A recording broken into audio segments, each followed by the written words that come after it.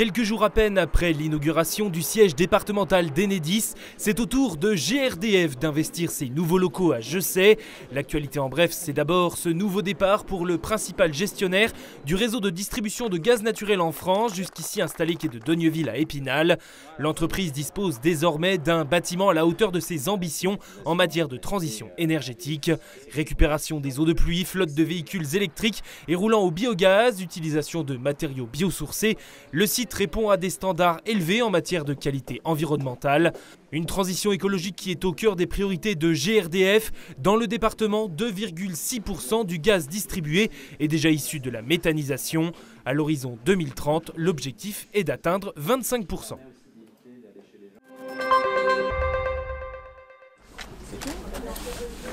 Autre inauguration ce mardi de ces logements presque entièrement construits en bois vosgien et dont seul le socle du rez-de-chaussée est en béton, dont les locataires ont reçu les clés de leurs nouveaux appartements sur le site de Port et Plage, allée de la Bruyère à Thaon-les-Vosges.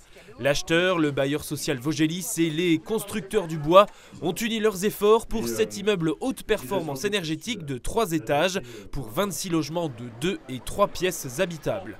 Isolé en laine et fibres de bois dense, il affiche une étiquette énergétique A. Le chauffage comme la production d'eau chaude sont assurés par une chaudière bois collective. Le loyer net varie, lui, de 269 à 477 € par mois.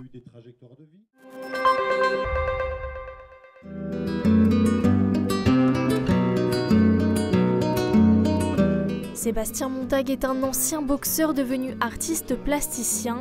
Il crée ses tableaux comme des combats mais empreints de poésie où le passé parfois sombre y côtoie les couleurs de l'espoir.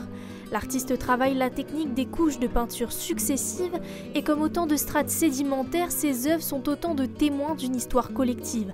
Avec ce message, ne pas oublier le passé, affronter le présent et se tourner vers un avenir meilleur, c'est à l'affiche de l'usine à Uxenier jusqu'au 27 juillet.